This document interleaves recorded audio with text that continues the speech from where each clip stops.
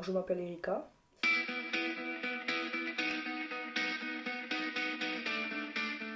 Je suis tatoueuse, je suis mariée, j'ai 2 enfants. Je pense que j'ai un sixième sens assez aiguisé. Et plus on avance dans la vie, plus j'y fais confiance en fait. Et je pense que ça se développe encore plus. Parce qu'il faut y faire attention. Parce que il faut savoir guetter les signes en fait. Il faut savoir les voir, les entendre, les comprendre, les saisir. Moi, je m'en fous que les gens me reconnaissent en tant que tel, en tant que qu'ils me valorisent, même me connaissent. Je m'en fous en fait. Moi, tant que je suis moi, après le reste. Alors des fois, il me dit oui, mais tu parais froide. Mais quand je sens pas la personne, j'arrive pas en fait. Et je vais pas tricher. Je suis moi.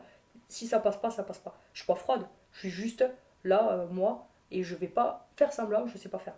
Mais j'aime pas trop quand il y a beaucoup de monde en fait. J'ai jamais vraiment trouvé ma place dans les groupes.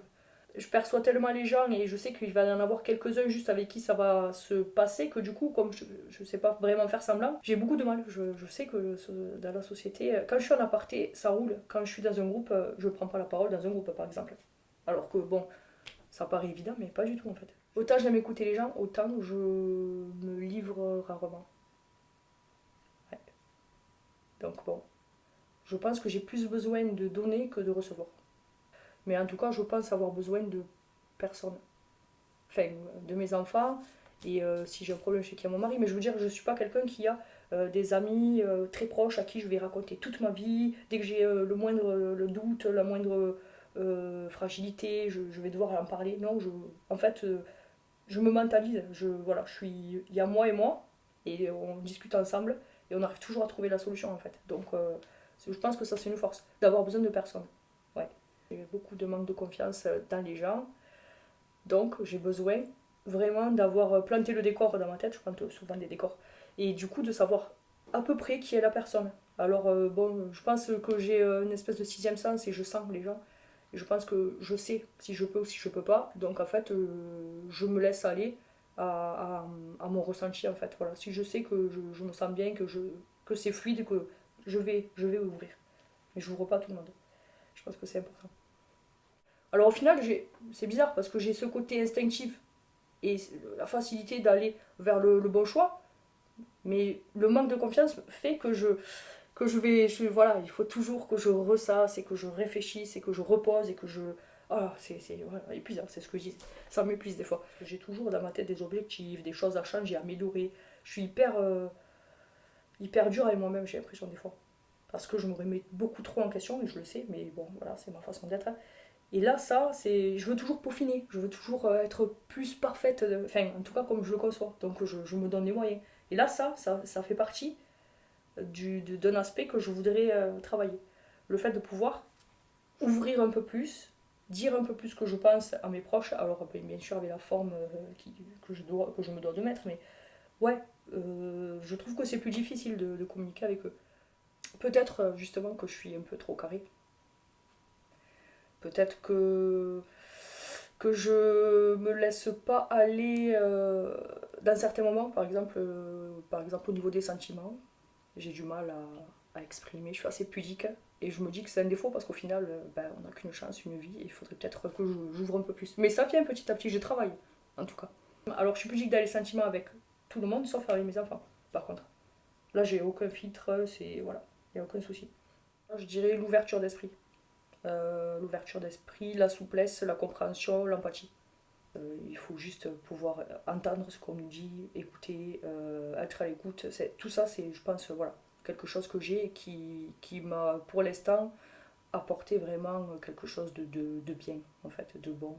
Mais c'est vrai que, forcément, dans mon métier, puisque je suis tatoueuse, je rencontre beaucoup, beaucoup de monde. Et en général, c'est assez facile, en fait, on me parle assez facilement, on s'ouvre et on arrive à quand même me faire voir ouais, des belles choses et ouais, j'adore, hein, je suis passionnée par les histoires des gens en fait. Alors après, moi, j'ai jamais l'après. C'est-à-dire que moi, je vis un moment unique à l'instant T. Je pars dans mon métier, après, dans la vie de tous les jours, il y a peut-être un suivi. Mais là, à ce moment-là, donc, la personne rentre en communication avec moi. Ça se fait naturellement, on parle, on va dans les choses, elle me raconte sa vie. Et je donne des clés qui me semblent être bienveillantes et bonnes pour la personne à ce moment-là. Et après, ben, soit elle va revenir un jour pour un autre tatouage et là, à ce moment-là, j'aurai la suite. Et ça arrive des fois, et c'est génial parce que je vois justement l'évolution. Mais la plupart du temps, je sais pas ce qui a été fait avec ces armes-là que j'avais pu essayer de donner en tout cas. C'est pas frustrant parce que je me dis que j'ai pas besoin au final du retour. Moi, je veux juste aider sur le moment. Après, ça fait toujours plaisir de savoir que quelqu'un est heureux, mais c'est pas ça qui va me nourrir en fait. Je veux pas donner pour recevoir, je veux juste donner. Parce qu'il y a un univers, il y a un monde autour de ça. C'est un instant magique pour les gens, c'est une forme de thérapie. J'aurais voulu un peu être psy, donc j'ai trouvé un peu le compromis. C'est juste un support, le tatouage. Voilà, je suis psy, support tatouage. Et, alors il y a les gens qui viennent se faire tatouer juste pour l'ornemental, pour que ça fasse joli sur le corps. Et il y a les autres qui le font pour exorciser, pour, euh, pour tourner la page, pour commencer une nouvelle vie. Enfin, il y a autant de personnes qu'il y a de raisons, on va dire, pour faire un tatouage.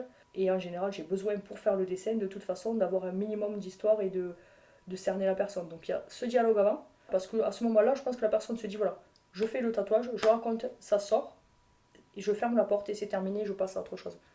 Et c'est souvent ce qui se passe en fait. À chaque fois que je finis un tatouage, que la personne se lève, va devant le miroir et voit le tatouage, et quand je vois la petite étoile qui brille dans son œil de satisfaction et qu'elle te dit, cette personne, c'est merveilleux, je voulais ça, c'est exactement ce que j'avais en tête. Alors ça, je crois que tu peux pas avoir mieux en fait. Là, c'est la satisfaction max. La douleur fait partie de l'expérience. S'il n'y avait pas la douleur, il n'y aurait pas le même sens sur le tatouage et sur le fait justement qu'il y a souvent, alors je dis pas tout le temps, mais souvent, les histoires des tatous, il y a une part de douleur et finalement, elle est retranscrite et ça exorcise et ça fait partie en fait de l'expérience. C'est ça qui le rend mystique, qui le rend exceptionnel, qui le rend différent. Si il n'y avait pas de douleur, je pense pas que ça aurait le même impact sur la personne en fait. Je pense que la plus grande, c'est la violence en fait. Sous toutes les formes, ça peut être physique, mentale, voilà. Je pense que c'est ça qui me... Je me dis qu'on pourrait vivre autrement. Alors après, je vais pas changer le monde maintenant à mon niveau, mais j'essaye en tout cas d'éviter les conflits, éviter donc d'en arriver à des mots durs, à de la violence, parce que c'est souvent de l'incompréhension. Au final, c'est vraiment tout est lié. Donc si je peux essayer d'aplatir les angles à ce niveau-là, je le fais avec grand plaisir. Et je sais que j'ai cette peur aussi, cette peur parce que bon, mon père il était un peu violent. Donc c'est pour ça que j'ai un souci avec la violence aussi. Parce que je pense que j'ai quelques souvenirs d'actes violents qu'il a pu commettre, pas sur moi en tout cas, mais voilà, que dans sa façon d'être, de réagir. Et je pense que c'est ça le blocage sur la violence. Je refuse parce que finalement ça fait peut-être ressurgir aussi la petite fille qui était en insécurité, qui avait peur. Donc hop, je bloque. Alors j'aime la vie tout court. Voilà, je pense que juste être vivant, il faudrait peut-être que certaines personnes prennent conscience de ça. On a la chance, on y est là quoi. Pour de vrai. Une seule fois, une seule chance. Donc évidemment, voilà. Déjà j'aime mon métier. Voilà, donc je suis tatoueuse et j'ai toujours aimé tout ce qui était manuel. J'ai besoin de faire des choses avec mes doigts. Alors ça peut passer ça peut être dans tout en fait. J'aime bricoler, j'aime dessiner évidemment. J'ai fait pas mal de peinture. J'ai fait des tableaux sur toile. Mais j'aimais vraiment beaucoup le support bois. J'ai peint sur bois et j'ai adoré. Parce que c'est vivant et parce qu'il faut s'adapter, que c'est autre chose encore. J'avais une conviction profonde et c'était que j'en ferais un jour mon métier, mais je ne savais pas exactement quoi, où, comment, mais je savais. Donc en fait, à partir de là, ça me suffisait de savoir. Je savais que ça viendrait au moment où ça devait venir et je ne me suis pas en fait acharnée sur ça. J'ai fait plein de choses différentes en termes de travail. J'ai su exactement ce que je voulais pas faire et ce que je voulais faire. Ça c'était clair. Je savais que tatouer, ça m'intéresserait, mais après pour moi c'était parce que je suis quelqu'un qui n'a pas trop confiance en elle, donc du coup j'ai tendance à peut-être me dévaloriser un peu. Et quand j'y pensais, je me disais oui, bon là, voilà, ça reste à l'état de ce que t'aimerais. Faut pas non plus déconner quoi. Voilà, je me recentrais toujours parce que comme je suis très carrée, je me disais voilà, arrête. Mais j'y pensais, de fil en aiguille, un jour, on se lance en fait, on se dit allez, c'est bon. Je pense que je suis quelqu'un de hyper positif, c'est-à-dire que voilà, le verre il est toujours à moitié plein pour moi, jamais à moitié vide. Et je pense que c'est hyper essentiel pour vivre tout court. Donc je pense que ouais, ça c'est une force. C'est une force, la positivité et aimer la vie en fait, tout court. Hein. Je veux dire, ne pas se laisser abattre, toujours arriver à toucher le bas pour pouvoir donner l'impulsion et remonter. Ça c'est voilà. Plusieurs fois, j'ai touché le fond. Je pense que ouais, en tant qu'être humain, tout le monde. Hein, et je pense que c'est bien au final. Je pense que c'est bien de savoir ce qu'il y a au fond pour savoir qu'on préfère être dessus. J'aime quand les autres personnes sont à l'écoute. S'écouter, c'est se comprendre, c'est... Alors je dis pas que à chaque fois qu'on va écouter quelqu'un, on va le comprendre, mais au moins on aura essayé. Et ça déjà, c'est pas mal.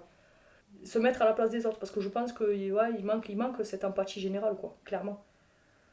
Moi je trouve ça tellement facile que du coup ça me paraît bizarre au final, quand j'ai le recul, de me dire mais comment en fait tu peux ne pas te mettre à la place de cette personne-là et juger alors que... Voilà. Et en fait je suis dans l'incompréhension plus au final. C'est un équilibre, pareil, je laisse la place à l'autre pour s'exprimer et pour écouter. Et je pense que c'est bien, autrement c'est un monologue, quoi, enfin, clairement. Et moi j'ai besoin d'une discussion. Et si c'est pas équilibré, je pense qu'il y en a un qui prend le pas sur l'autre et vite, si l'autre me parle beaucoup, sans laisser place à quoi que ce soit, ça va vite, je vais décrocher en fait. Il n'y aura pas d'échange, clairement, ça sera un monologue, quoi. Alors je veux bien écouter des gens parler, mais c'est vrai que l'échange est mieux. Les êtres humains. Alors après, bon, pas forcément tous, enfin, je peux pas dire ça non plus, donc c'est... Si, ils ont de la valeur, c'est juste qu'à un moment donné, je pense qu'il y en a certains, on leur a pas donné assez d'amour pour qu'ils s'aiment eux-mêmes, en fait. Et du coup, ils se sont dévalorisés, et du coup, voilà. Mais tous les êtres humains de cette terre ont de la valeur. La nature a de la valeur. Enfin, tout a de la valeur si on lui donne de la valeur, au final. On a chacun des façons de voir les choses différentes, et ouais, pour moi, en fait, ouais, la nature a de la valeur. J'aime beaucoup la nature. La vie a de la valeur. Voilà, pour résumer. Ouais. La vie est belle si tu te la fais belle. Ça, c'est la phrase de ma mère. Ma mère, toute notre vie, enfin notre enfance, on a toujours entendu ça. C'est la phrase. Elle nous disait, mais la vie est belle si tu te la fais belle, en fait. Il suffit de vouloir être heureux. Enfin, ça paraît simple comme ça. Ça paraît la botte secrète que personne n'aurait trouvée. Alors, j'en suis pas là, mais c'est vrai que c'est question de positivité, c'est question d'envie. Comme je dis, on n'a qu'une vie. Si on la passe à être malheureux, peut-être, c'est quand même... c'est dommage, quoi. C'est angoissant, c'est...